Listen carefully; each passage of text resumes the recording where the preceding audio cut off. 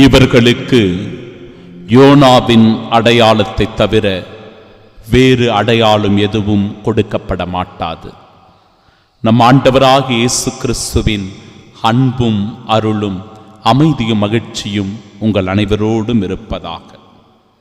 அன்பிற்குரிய சகோதர சகோதரிகளே, நினிவே மாநகரானது மிக பெரும் தீமைக்கு உள்ளாகிறது. அங்கிருக்கிற மக்கள் பாவம் செய்து தவறான வழியில் சென்று குற்றங்கள் புரிந்து ஆண்டவருக்கு விரோதமாக செயல்படுகிறார்கள். இதனால் யோனாவின் வழியாக ஆண்டவருடைய வாக்கு அவர்களுக்கு அறிவிக்கப்படுகிறது. இன்னும் 40 நாளில் நினிவே அழிக்கப்படும். 40 நாளில் நினிவே அழிக்கப்படும். 40 நாள் ஒரு அடையாளம். நம் எல்லோருக்கும் இந்த 40 நாட்கள் கொடுக்கப்பட்டிருக்கிறது. தவக்காலம்.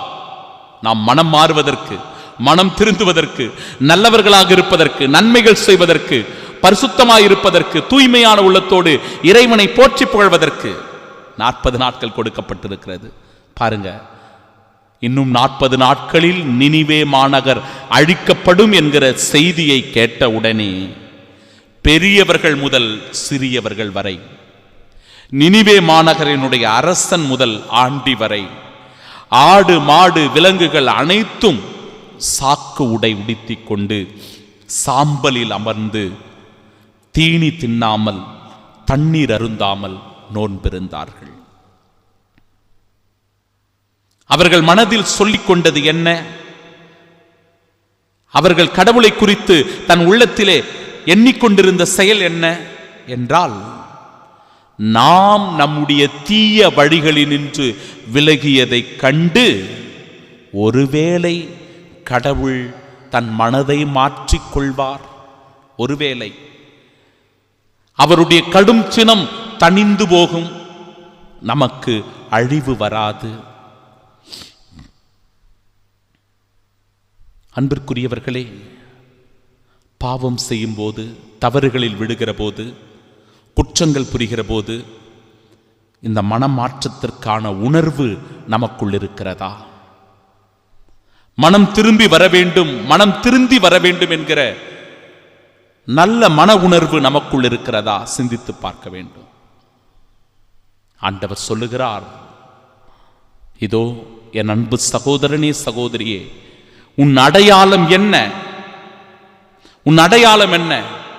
நேற்றைய நாளினுடைய இறைவார்த்தையில் சொல்லப்பட்டது, உன் தேவையை நான் அறிந்திருக்கிறேன், நீ கேட்காமலேயே உனக்கு என்ன தர வேண்டும் என்பதை உணர்ந்திருக்கிற தேவன் நான் உனக்கு தருவேன் என்று சொல்லி நேற்றைய நாளினுடைய இறைவார்த்தை சொன்னது. ஆனால் இன்றைய நாள் ஜெபத்தினுடைய வல்லமையை சொல்லுகிறது. நீ ஜெபி, இறைவனை நோக்கி மன்றாடு, இறைவனை நோக்கி நோன்பிரு. ஆண்டவர் உன் நோன்பை கண்டு, உன் ஜெபத்தை கண்டு, உன்னுடைய அந்த ஒடுக்குதலை கண்டு அவர் தன்னுடைய மனதை மாற்றிக்கொள்வார். உன்னை தண்டனையிலிருந்து தப்புவிப்பார். உன் ஜெபம் வல்லமையானது சகோதரனே. உன்னுடைய ஜெபம் கேட்கப்படும் என் அன்பு சகோதரியே. நம்பிக்கையோட நீ ஜெபி, உறுதியான விசுவாசத்தோடு ஆண்டவரை நோக்கி நீ மன்றாடு. ஏனென்றால் நம் மத்தியில் பிரசன்னமாகிற இறைவன், இந்த தெய்வீக பலியில் பிரசன்னமாகிற இறைவன் சாலமோனிலும் பெரியவர். அவர் ஞானத்திற்கெல்லாம் ஞானம். யோனாவை விட பெரியவர். அவருடைய நற்செய்தியால் மனம் மாறியவர்கள் எவ்வளவோ பேர், குணமானவர்கள் எவ்வளவோ பேர், சுகம் பெற்றவர்கள் எவ்வளவோ பேர். நாமும் கூட அந்த இயேசு நம்மோடு உடன் இருந்தார் என்றால் பல நன்மைகளை பெற்றுக்கொள்ள முடியும். எனவே என் அன்பு சகோதரனே சகோதரியே, நம் அடையாளம் எதுவாக இருக்க வேண்டும் என்றால் இயேசுவின் அடையாளம்தான் நம் அடையாளம்.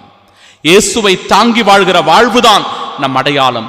இயேசுவை ஒருவர் தாங்கி வாழ்கிறார் என்றால் அவரிடத்தில் அன்பு இருக்கும், அன்பு அவருடைய அடையாளமாய் மாறுகிறது. இரக்கம் இருக்கும், இரக்கத்தின் அடையாளமாய் அவர் இருக்கிறார். மன்னிப்பு இருக்கும், மன்னிப்பின் அடையாளமாய் அவர் இருக்கிறார். இறப்பு உண்டு என்பதை அவர் விசுவசிப்பார். ஏனென்றால் இயேசுவும் இறப்பிற்கு உள்ளானார். நாமும் ஒரு நாள் இறப்போம், அதுவும் நம்முடைய அடையாளம்தான்.